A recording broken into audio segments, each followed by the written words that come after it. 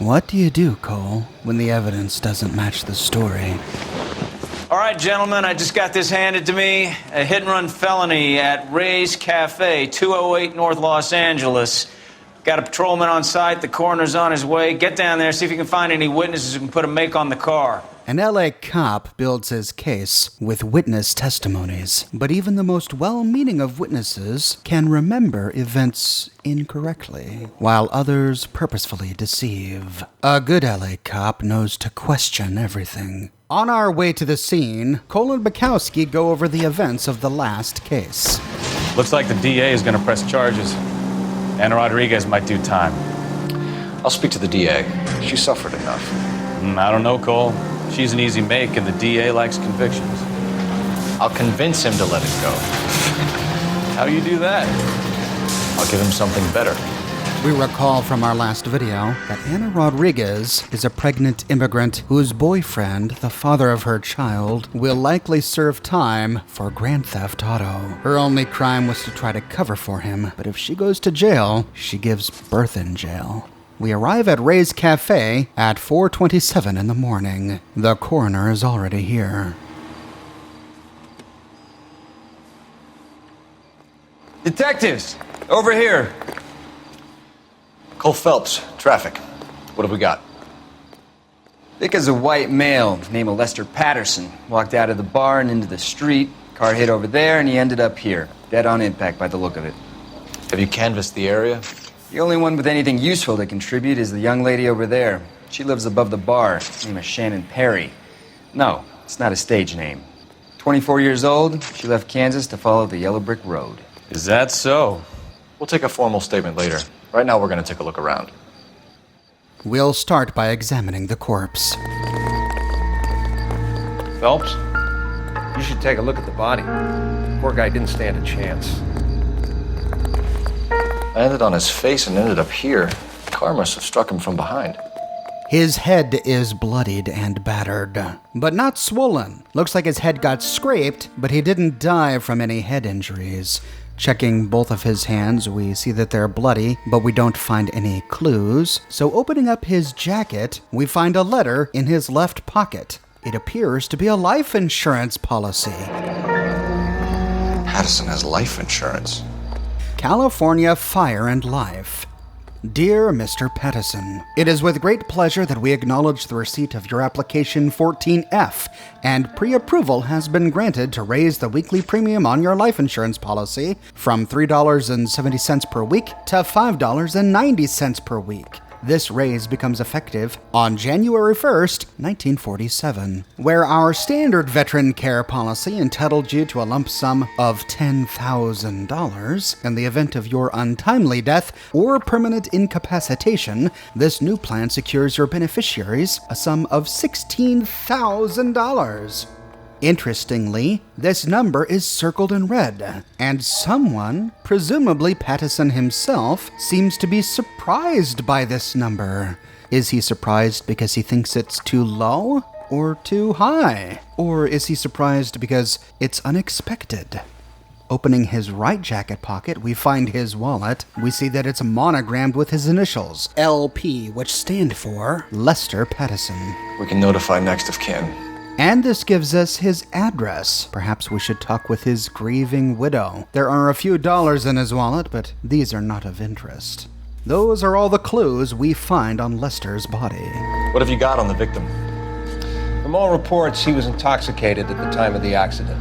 I'll know how intoxicated once I've done the autopsy. Looking him over now, I'd say he died on impact.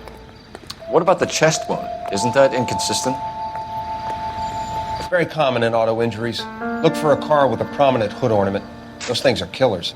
That's true. He raises a good point. All of this blood is on the outside of the body. And we found him face down, which suggests that he was hit from behind. How then can we explain a huge gaping wound on his chest? Body traveled a good 20 feet. Usually in a hit and run like this, the victim sustains primary impact injuries on the upper thigh, the hip, and sometimes around the knee. Usually not in the belly or chest area, as we find with Lester here. Also, the victim suffers from internal bleeding, and yet here we find a pile of blood on the ground and streaks leading to the corpse. Could this mean that he was bleeding before he got hit? Or at least had some sort of open wound? Though I suppose the coroner could be right. Perhaps a hood ornament or some sharp object on the vehicle cut him open upon impact, which led to all of this blood. We see from these marks that the car dragged the body a good 20 feet before slightly backing up and then turning off to the left. But just beyond this... This blood is a long way from the body. Car must have been going like a bat out of hell. How did this blood get here? We must conclude that the last blood spatter was not the impact site. Instead, the victim was hit by the car here. And just beyond marker B is marker A. So the driver managed to brake before the impact.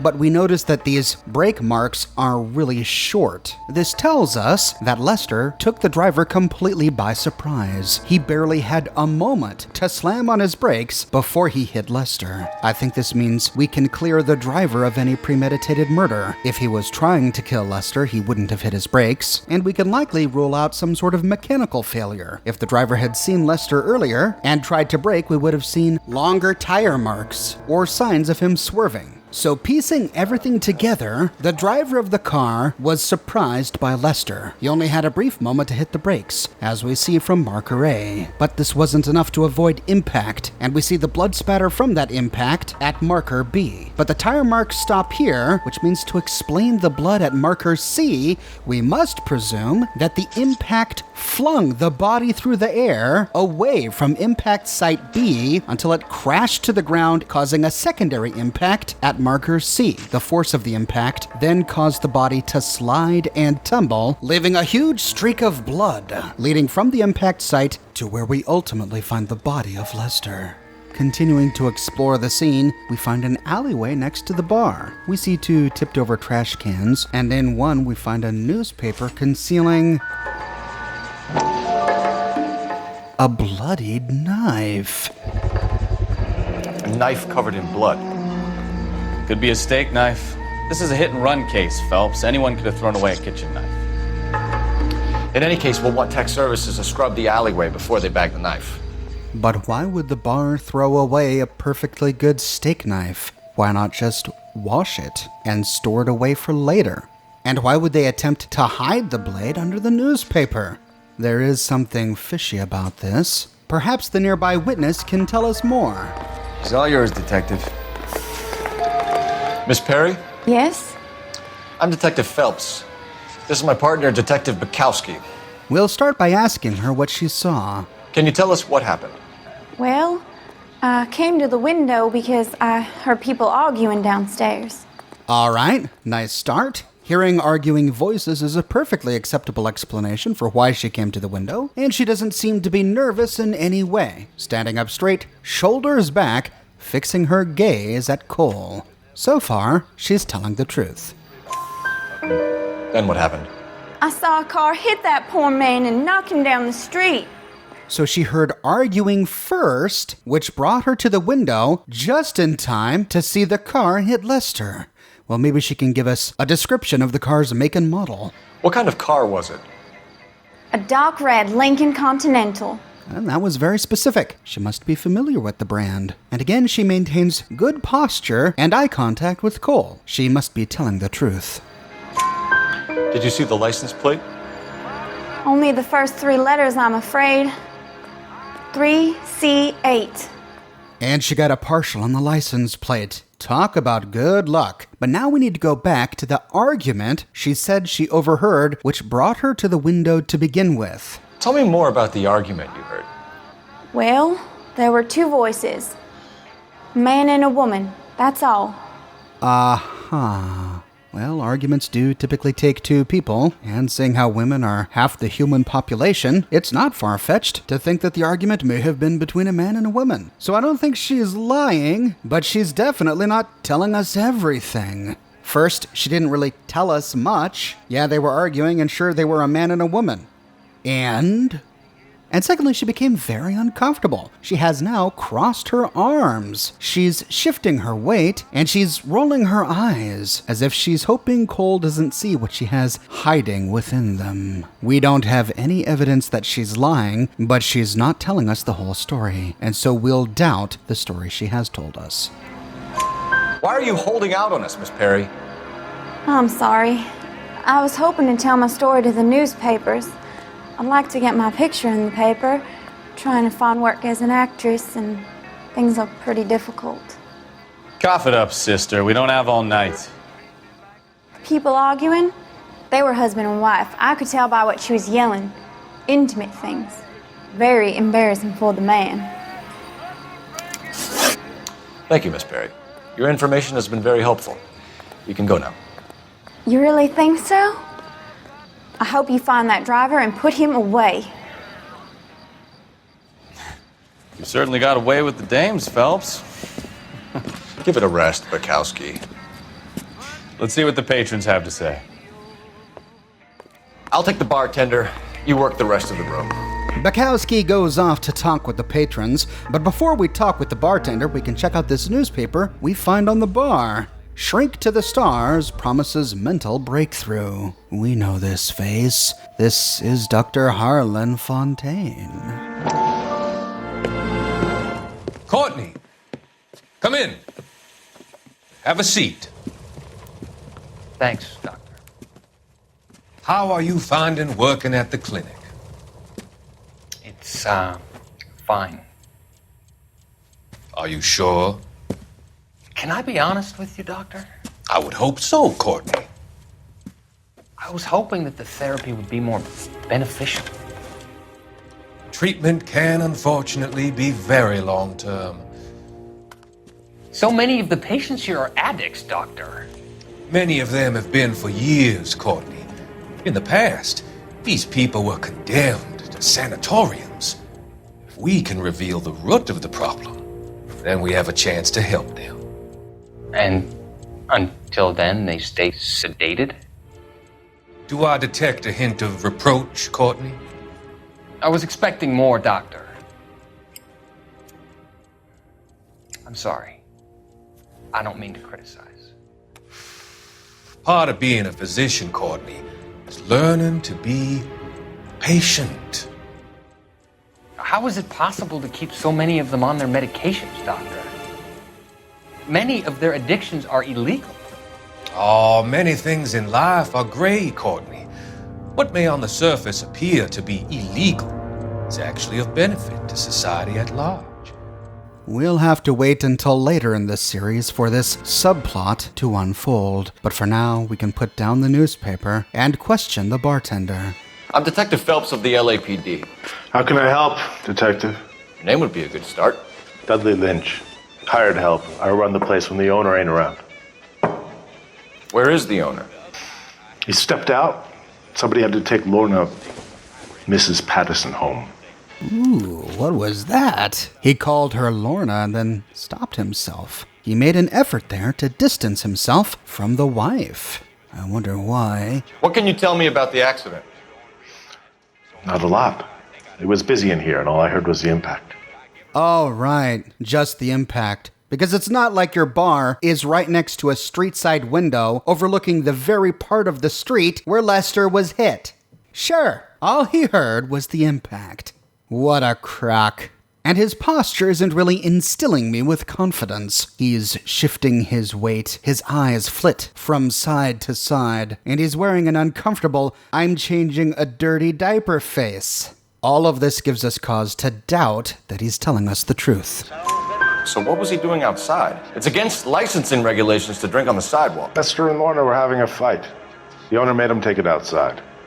It was pretty ugly. All right, so we have a corroboration on the fight. But calling them Lester and Lorna, that's not really professional. Sounds like he knows them pretty well. We can ask him exactly how well he knew the victim. Do you know the victim? Yeah. Lester Patterson. He's a regular here, or he was. All right, so Lester was a regular. That would explain why this bartender knew his first name. and this man's posture is changed. He's leaning forward, hands on the table, meeting Cole's gaze, and his response wasn't needlessly hostile. He was telling us the truth. Not one of your favorite customers? Lester was special, but not my kind of special. Was Lester drinking alone? No, he came here with his wife. She didn't seem too interested in the booze, though. We keep hearing about this argument, but we don't know what they were arguing about. But if anyone can tell us, the bartender can. A witness overheard an argument. Lester and Lorna. There's nothing like airing your dirty laundry in public, is there? Oh, well, sure, but that's less than helpful, buddy. He hasn't told us anything, and now he's sitting here with this smug look on his face, as if he's got some sort of secret, embarrassing knowledge. And if only Cole knew about it, he would find it humorous too. We don't have any proof that he's lying to us, but he's certainly keeping something back. Why was Lorna Patterson in such a hurry to leave? What is going on here? Lorna was pretty upset, so Leroy took her home. Lorna and Leroy are close. They've been talking about opening a new bar. Leroy Sabo, the owner. Oh, so we've got 3 L's to deal with here. Lester, the victim, Lorna, his wife, and now Leroy, the owner of this bar. So Lorna watches Lester get killed, and afterwards she's so upset that the owner of the bar, Leroy, kindly takes her home. And they were going into business together. Sounds like Lester and Lorna, at least, were more than just regulars. Maybe Dudley here can tell us more about this joint business venture. How long have Lorna and Leroy been talking about this new bar? Who knows? I just served the drinks. How many times are you gonna play this game, Dudley? You're a bartender, you overhear conversations, you're paid by the very man who's going into this business venture, and you're trying to tell me that you don't know anything about what's going on? In addition to that, he's still wearing that smug, I know something you don't know face, and I think it's about time we do something about that. We don't have evidence he's lying, but he's certainly holding something back. Bartenders hear all sorts of things. Are you going to tell me, or do we have to start playing rough? When Lester was drinking, he treated Lorna like dirt. He gambled away all their money. Lorna pitched Leroy about the bar. I don't know how interested he is. Is Leroy doing well? Hell no. The only thing keeping this place afloat are the poker games. Thanks for your help, Lynch. I'm going to need you to sign a statement with the patrolman. Sure, no problem. You get anything out of the regulars? They weren't giving too much away. They liked watching Lester and Lorna go a few rounds every other day. And Lester was a fan of the love tap. So Lester would sometimes get physically aggressive with his wife Lorna, and in public for all to see. Well, we have Lester and Lorna's address. We found it on Lester's license, but we can call into R&I to see if they can find any information on the half of a license plate we got from the witness. Operator, give me R&I. Putting you through now. Cole Phelps, badge 1247. How could I help, Detective? I need to run a partial license plate, 3 Charles 8. Cross-check possible Lincoln owners. Suspect vehicle is a red Lincoln Continental. Just a moment, Detective. Only one possible make on that license. Registered to a William Shelton, 738 West Temple Street. Thanks, ma'am. Looks like we caught a break on this one. So we have a few options moving forward. We could try to track down the driver or go talk with Lorna. Well, let's go visit Lorna first, because there's something bugging me about this whole situation. Lorna and Lester were arguing. What about? Could be anything, but we did find that life insurance policy in his pocket, and he had scribbled on it a bunch of surprised obscenities, as if there was something on that document that he wasn't expecting. Maybe he was arguing with his wife about the life insurance policy. Maybe he's not the one who increased the payout. And Lorna is a bit too close to Leroy, the bar owner. He's consoling her when she's upset, he's driving her home, and they're going into business together? What kind of business? How will they fund that business? They certainly can't fund the business with the money Leroy makes on this bar. We just learned from Dudley that the bar isn't doing very well. So where's this money gonna come from? To find out, we need to talk with Lorna herself. We arrive at the Pattison residence at 4:42 a.m. Surprisingly, even though it's early in the morning, the lights are on. Yes? Hello? Mrs. Pattison. Is this about my husband? We're investigating the incident, ma'am. I see. Come in, won't you? Stepping inside, Lorna sits in a chair, and the detectives sit on the couch. Can you tell me what happened? What's to tell? He got hit by a car and now he's dead. You don't appear to be too upset about the fact. Lester and I met on a furlough in 44. We got married that weekend. People don't understand it now, but that happened a lot back then. I see. So you probably did well to stick it out this long. What's that supposed to mean, mister? I think it's about time you left. I have someone here, and I beg your pardon? You're gonna have to run that one by us again, sister. It's okay, Lorna. I'm Leroy Sabo. Well, well. Nice to see you're comforting the grieving widow, Mr. Sabo. All right, wise guy. Do you have any intelligent questions you would like me to answer? You can confirm Mrs. Pattison's story. Lester lost at cards.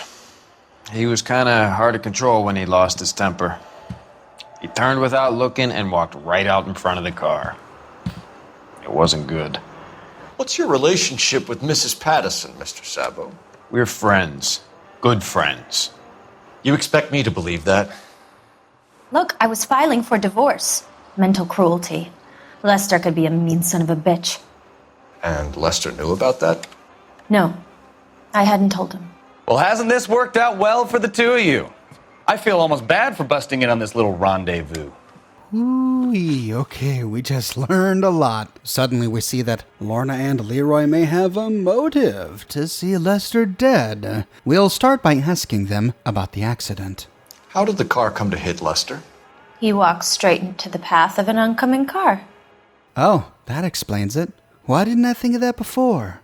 This Lorna thinks she is smart. But that doesn't mean that she's wrong. We do have clear evidence that Lester did get hit by the car. Really, our only indication that Lorna here isn't telling us the complete truth is her flippant attitude and her smug body posture. She's bored. She doesn't want to be here. These cops are idiots. These cops are wasting my time. These small minds on these small men. Can't they just go so I can get on with my life?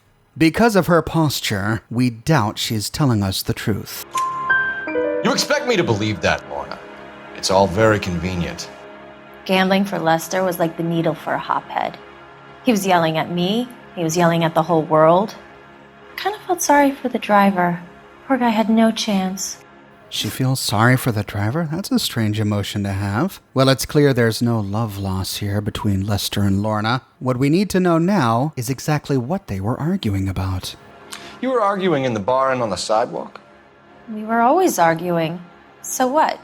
So what? So the nature of the argument may help explain why he stumbled in front of a car, or might give us a greater motive for why you might want him killed. There are plenty of good reasons to ask about the nature of the argument, and look how her stance has changed. She is no longer sitting here bored and haughty. She no longer gives off the impression that we're wasting her time. Now, she's a deer caught in headlights. She's a rat frozen before a cat. She sat up straight, she crossed her hands, her eyes went wide. Every now and then she gulps. She quickly looks to the side nervously. There is something about the argument that she was having with Lester that is making her scared. Why is that? We don't have evidence yet that she has been lying, but based on her posture, we can doubt that she's telling us the truth. Admit it, you were baiting him, pushing his buttons. We can easily get the full story from the regulars in the bar. All right. Lester was playing cards out back. He lost, of course, and wanted back in. He suggested I earn the money on my back to get a mistake. That was the proposition he was putting to his so-called buddies. So maybe I was a little angrier than usual. Let's just say I took exception to his idea. Oh, that's disgusting. Could she have been so nervous a moment ago just because she didn't want to have to talk about that embarrassing suggestion? Maybe. But now we have this partnership with Leroy to talk about. The bartender said that you and Leroy were planning to go into business together. Can you explain how you'll get the money to do that? I have a little money saved away. If she had a little money saved away, then why would she and Lester increase his life insurance policy? But remember, we have found every indication that Lester didn't know that his life insurance policy had been raised. It's likely that Lorna raised it behind his back, and then once he discovered it, he raced to the bar where he knew Lorna would be with Leroy to confront her about it. That's what the argument was about. They were arguing about why she would have increased his life insurance policy. She didn't have any money saved. She's depending upon the money she gets from Lester's death. And we have the evidence to prove it. You're being economical with the truth, Lorna. You want to back that up, little man? All we have to do is point at the insurance letter we found in Lester's pocket. You increased the premium on Lester's life insurance. GI insurance policies have a $10,000 payout. It was Leroy's idea. Lester lived on the edge. He was always getting into fights, crap games, pinochle, you name it. Turns out it was good advice. It speaks to motive and premeditation, Lorna. You're forgetting the hit and run detective. You and Mr. Sabo have an interesting day. I'm sure we will, officer. Now, if you could both just leave. We're leaving, ma'am. Sorry for your loss. I can see what a tough time you're having with all this. All right, so she admits to raising his life insurance policy, and it was even Leroy's idea. They were both counting on him dying soon. But I suppose their explanation for that assumption is perfectly reasonable. If Lester did indeed live life on the edge, it's only logical to assume that he would soon die. The fact that together they bet on his early death doesn't necessarily mean that they caused it. We don't have any evidence yet that the two of them are murderers. What we really need is any physical evidence that the body didn't die from the impact. And the only one who can give us that is the coroner. For me, please. Just one detective from the coroner. Message reads, Phelps, see me at Central Morgue immediately. Results of the Pattison autopsy. Thanks for your help. So the results of the autopsy are ready. But before we go and check them out, let's head on over to the home of the hit-and-run driver. After all, we know that he physically accosted Lester with his car, and for some reason he didn't stick around. He booked it. We need to find out why. It's a lucky break getting a partial ID. These cases are usually dead in the water after 24 hours if no one comes forward. Why don't they just stop? You heard about fight or flight during the war? Sure. Never back your enemy into a corner. That kind of stuff. Right. Well, in a hit and run, the perp is already in flight. It's easier to keep going. It takes a degree of moral courage to stop and accept responsibility. You're not as dumb as you make yourself out to be, are you, Stefan? I didn't know I was making myself out to be dumb.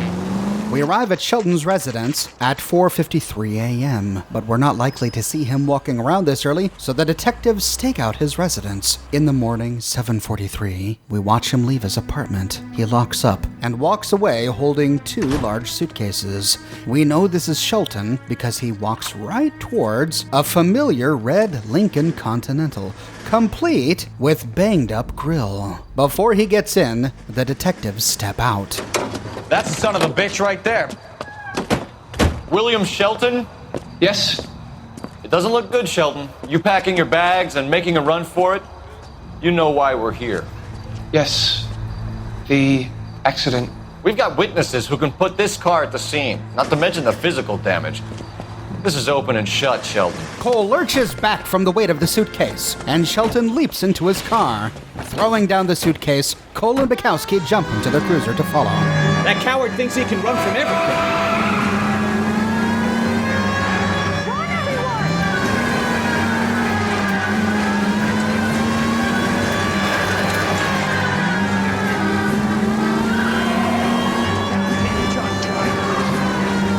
Lay into his wheel arches. Come on.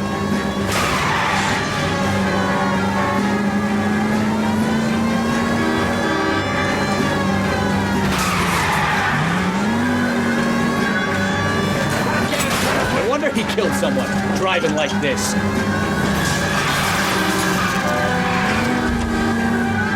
Enough games, Phelps. Take this guy out. Don't let that asshole get away. Got him! I think right into his wheel arches.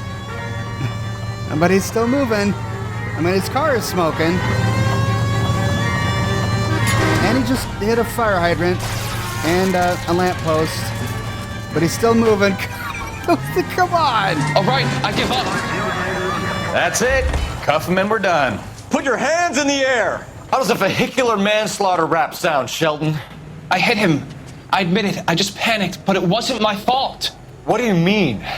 The guy jumped right out in front of me. He came out of nowhere. There's nothing I could do about it. Why didn't you stop?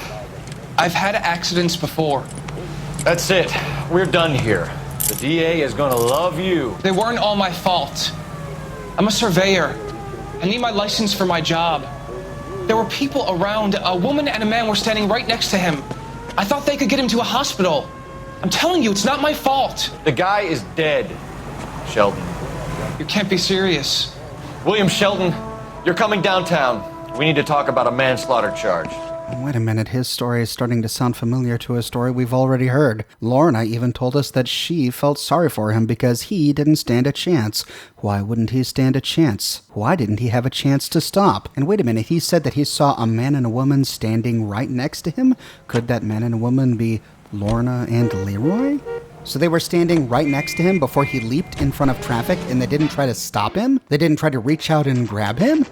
Despite how fishy this is sounding, we have to go where the evidence takes us. And so far, the evidence points to Sheldon as a hit-and-run murderer. But remember, the coroner has completed Lester's autopsy, so heading to the Los Angeles County morgue, we can walk inside to chat with the coroner. We can put the driver in front of a judge in less than a week. You'd be making a big mistake. Run that by me again? The victim was dead before the car hit him. 2 puncture wounds to the right side of the thorax. Second puncture reached his heart. You're kidding me. Been doing this job 23 years, son. No one's ever laughed at one of my jokes. He was stabbed to death? Long, sharp knife. Length of a bayonet. We found a knife in the alleyway. Where is it now? Was it bagged? By Patrolman Kaplan. Perfect. I'll get you a definite match. Jesus, we got him. Murder 1. We were right there and they tried to stare us down. Now they'll both get the gas chamber. We have the knife, we have the coroner's report, and I bet we could roll Sabo as a witness. Let's bring her in. And at last, everything clicks into place. Lorna and Leroy were planning to kill Lester, but probably in a more subtle way. However, they weren't expecting Lester to find a letter from his insurance agency explaining that they increased his premium. And so when Lester bursts into the bar, letter in hand, furious as a cornered raccoon, they realized that they were out of time. And so Leroy took a knife from the kitchen and murdered Lester. They then stood on the sidewalk right next to the road, holding the body up until a car drove by. Then, without giving the car a chance to stop, they tossed the corpse in front of the car, trying to make it look as if he died from impact. This explains why there was so much blood at the crime scene. He already had an opened wound. When the car hit him, blood likely gushed out of that wound all over the car and all over the ground. It explains why Sheldon didn't have a chance to stop, and it explains why Lorna felt a little bit sorry for Sheldon, because she knew he didn't have a chance to stop. She threw the body in front of the car. All we have now is to confront Lorna and Leroy. We've spoken to the coroner, Mrs. Patterson. He confirmed your husband's cause of death. We'd like you to come downtown and answer some questions. It wasn't me. It was Leroy's idea. Leroy stabbed him. I had nothing to do with it. Where is Leroy now? He's in the bedroom. You're very good, Lorna. Put the gun down, Leroy. If you do something stupid now, you don't stand a chance in front of the grand Nice jury. of you to give me up, sweetheart. All that whispering in my ear telling me how we had to get rid of him, how good it could be, all the money we could claim, all that planning, how to get him into the street, how to make it look like an accident. For God's sake, you Leroy, had shut all up. the bases covered, baby. I had nothing to do with it. You think I'm gonna fry for you, He's Lorna? a crazy man. Shoot him. Shoot him, for God's sake! It's too late, Sabo. Leroy kills Lorna and then races out the back. Despite everything he said about Lorna, he had no qualms with killing her, just like he had no qualms with killing her husband. We must now chase him through the streets of LA, all the while he's shooting at us. There are 2 ways this can go down. If we manage to get off a warning shot... Stop! Stop or I will shoot! Leroy stops, and we take him into custody.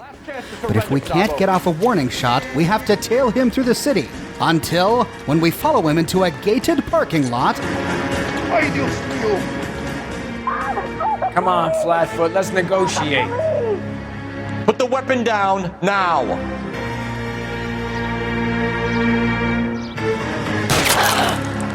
Help me!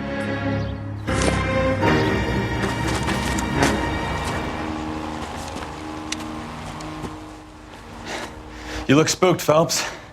I thought you'd been under fire before. It never gets any easier, Bukowski. There is one other way to go about this. If we never found the knife in the garbage can before going to the coroner's office and learning about the stab wounds, the coroner has completely different dialogue. So the hit and run was a cover-up? I'd say he was stabbed twice at very close quarters. Both wounds thrusting upwards and then pushed in front of the car. Easy, Tiger. Clever, really. I almost missed it. But the trajectory of the wounds was all wrong if he was impaled by the hood ornament. Find the knife, detectives. Yes, sir. It all comes back to the crime scene. We then have to go back to the bar and retrieve the knife from the garbage can. I'm sure Carruthers will confirm this as the murder weapon. Let's talk to Leroy. See him explain his way out of this. This time, however, we find Leroy in the bar. Leroy Sabo, you're under arrest for the murder of Lester Patterson. Not gonna happen, fellas. Go! I'll bring the car around and head him off. Then, like last time, we have to chase him through the streets of LA. But he takes us on a very different trip.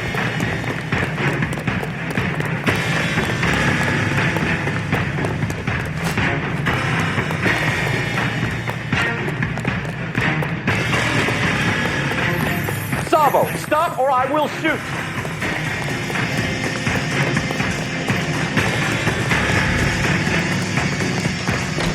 He's making for the roof, Cole. The fire escape, quick!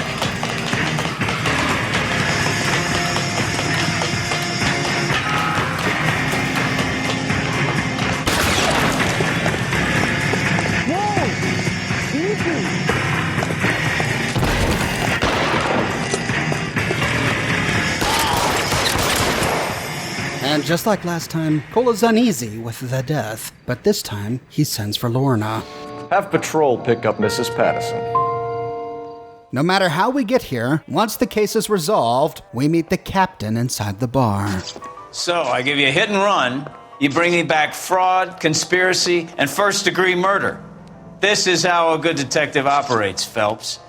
You take nothing at face value. You keep digging and asking questions until you get to the truth. You got some sharp elbows on you, detective. I like that. Keep up the good work. And with that, we close this case file. It looks like the only way Lorna can live is if we confront Leroy at the bar instead of confronting Lorna at her house. But either way, as a co-conspirator for murder, she's likely to hang. But what about Sheldon? Sure, he's guilty of a hit and run, but ultimately he wasn't responsible for his death. He ran because he was young, scared, and worried about his job. Do you think the city of Los Angeles should throw the book at him? Should he go to jail for what he did? Or should he be set free to be allowed to hit and run again? Let me know your thoughts in the comments section below.